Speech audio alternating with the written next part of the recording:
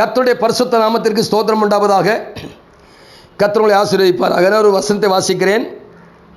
எரேமியா தீர்க்கதரிசன புஸ்தகம் 33 அதிகாரம் 6 வசனத்தை வாசிக்கிறேன். இதோ நான் அவர்களுக்கு சவுக்கியமும் ஆரோக்கியமும் வரப்பண்ணி அவர்களை குணமாக்கி அவர்களுக்கு பரிபூர்ண சமாதானத்தையும் சத்தியத்தையும் வெளிப்படுத்துவேன். ஒரு மனுஷன் ஆரோக்கியம் அடைய வேண்டுமானால் அது தேவனிடத்திற்கு போனால்தான் ஆரோக்கியம் உண்டாகும். தேவனிடத்திற்கு போனால்தான் ஆரோக்கியம் உண்டாகும். மற்றபடி ஆரோக்கியம் உண்டாவது இல்லை. அதாவது சொல்ல, நான் அவர்களுக்கு சௌக்கியத்தையும் ஆரோக்கியத்தையும் வரப்பண்ணி. யாரும் கேட்ட சொல்லுவாங்களா, சௌக்கியமாக இருக்கீங்களா அப்படி கேட்குறாங்க பார்த்துருக்கீங்களா? சோத்திரம். நம்ம கேட்டிருக்கோமா கேட்கலே தெரில. நான்லாம் கேட்டிருக்கேன், சௌக்கியமாக இருக்கீங்களா ஆரோக்கியமாக இருக்கீங்களான்னு கேட்டிருக்கிறேன். அப்போ என்னென்னு கேட்டால் சௌக்கியத்தையும் ஆரோக்கியத்தையும் வரப்பண்ணி அவர்களை குணமாக்கி அவர்களுக்கு பரிபூர்ண சமாதானத்தையும் சத்தியத்தையும் வெளிப்படுத்துவேன்றார். இப்போ ஒரு மனுஷன் ஆரோக்கியம் ஆகிட்டேன்னு அப்படி பெயரக்கூடாது. அப்போ எங்கே வரணும் அப்படின்னா அந்த பரிபூர்ணமான சமாதானத்துக்குள்ளே வரணும். அடுத்தாலும் சத்தியத்துக்குள்ளே வரணும். இப்போ இயேசுவே ஒரு வசனத்தை சொல்கிறார்ல, எல்லா மனுஷரும் ரட்சிக்கப்படவும் சத்தியத்தை அறிகிற அறிவை அடைவும் சித்தமுள்ளவர்.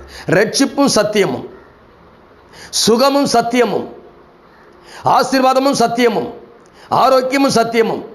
அப்போ எல்லாம் எதோடு இணைக்கப்படுவதற்காக. நீங்கள் சுகமானதோடைய விஷயமே என்னன்னு கேட்டால், சுகமாயிட்டீங்களா, நேரம் உங்களுக்குள்ள என்ன வேணும்னா பரிபூர்ண சமாதானம் உள்ள இருக்கணுங்க. சமாதானத்தை வைத்து போகிறேன். ஒருவன் சுகமாயிட்டான்னு அப்படி போயிடக்கூடாது. அவன் அடுத்த கட்ட நடவடிக்கை என்னன்னு கேட்டால் சமாதானம், பரிபூர்ண சமாதானம். இப்போ இயேசு என்ன சொல்றாரு, சமாதானத்தை வைத்து போகிறேன், என்னுடைய சமாதானத்தை உனக்கு தருகிறேன் என்று அவர் சொல்கிறார். அப்போ தேவ சமாதானம் உங்கள் இருதயங்களை ஆளக்கடவது, இதற்காக அழைக்கப்பட்டிருக்கிறீர்கள் என்று கொலோசேர் 3:15 சொல்லுகிறது. ஆரோக்கியத்தை குறித்து கர்த்தர் அவரை குணமாக்கின அடுத்த காரியம் பரிபூர்ண சமாதானம். அடுத்த சத்தியம். சத்தியத்தை அறிவீர்கள், சத்தியம் உங்களை விடுதலையாக்கும். நீங்க சத்தியத்தை கேட்க கேட்க அல்ல, வாசிக்க வாசிக்க அல்ல, அறிய அறிய, சத்தியத்தை அறிய அறிய. அதனால்தான் பவுல் தீமோத்தேயுக்கு சொல்லும்போது, நீ சத்தியத்தை சிறு வயதிலே அறிந்தவன் என்று எனக்கு தெரியும் அப்படின்றார். சத்தியத்தை அறியணுங்க. அல்லேலூயா. வாழ்க்கையில் சத்தியத்தை, அதாவது சத்தியம், பிதா சத்தியமானவர் அப்படின்னு சொல்லி ஏசாயா 65 அதிகாரத்தில் 15-16 இருக்குது. பிதா சத்தியம் உள்ளவர், இயேசு சத்தியம் உள்ளவர், ஆவியன் சத்தியம் உள்ளவர். எப்படி சத்திய ஆவியாகி அவர் வரும்பொழுது சகல சத்தியத்துக்குள் நம்ம நடத்துகிறார். அப்போ சத்தியத்தில் நடத்துவதற்கு ஆவியானவர் வரணும் இல்லையா?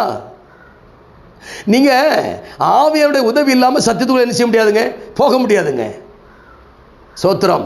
ஏன்னா வேத எழுத்துக்கள்லாம் ஆவியானவர் எழுதப்பட்டிருக்கிறது. ஆவியானுடைய உதவி இல்லாமல் இந்த சத்தியத்துக்குள்ள நீங்கள் போக முடியாது. சத்தியத்தினுடைய ரகசியங்களை அறிய முடியாது. அதற்குள்ள இருக்கிற மறைபொருளை அறிய முடியாது. அதனால தான் அவன் மறைபொருளை வெளிப்படுத்துகிறவர், சத்தியத்தை வெளிப்படுத்துகிறவர். ஆவியானவர் வரும்பொழுது சகல சத்தியத்துக்குள் நடத்துகிறவர் என்பதை நாம் அறிந்து கொண்டு வாழ கற்றுக்கொள்ள வேண்டும். அப்போ இயேசு சொல்றார், நானே சத்தியம். இந்த சத்தியத்தை அறிந்தாதான் பிதாவுடைய சமத்துக்கு வர முடியும். அவர் தான் வழி, அவர் தான் சத்தியம், அவர் தான் ஜீவன்.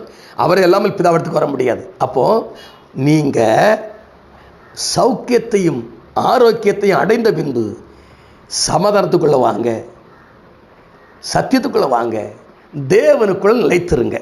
அப்படி நிலைத்திருந்தால் சகலமும் நன்மைக்கு ஏதுவாய் நடக்கும். சரிங்களா? நான் ஜெபிப்போமா? மகா பரிசுத்தமும் கிருபையும் இரக்கம் நிறைந்த அன்பு பிதாவே, ஆசீர்வதிக்கப்பட்ட நல்ல ஆரோக்கியமான நல்ல கால சூழ்நிலைக்காய் சோத்திரம். உம்முடைய பிள்ளைகளை சௌக்கியமாக்கி, பாவத்தை நீக்கி, சாபத்தை நீக்கி, மீறுதல் நீக்கி, அக்கிரமத்தை எல்லாம் நீக்கி சௌக்கியப்படுத்தி, ஆரோக்கியப்படுத்தி, பூர்ண சமாதானத்தை கொடுத்து சத்தியத்திலே நிலைத்திருக்க பண்ணுகிறவரே, நிறைவுள்ள கருத்தை தந்து செபிக்கிறேன். பொறுப்படுங்க, ஆசீர்வதிங்க, பெரிய காரியம் செய்யுங்க. ஜீவனுள்ள நாளெல்லாம் நன்மை கிருபை தொடரட்டும். இயேசுவின் நாமத்தில் ஜெபிக்க நல்ல பிதாவே. ஆமேன், ஆமேன். God bless you.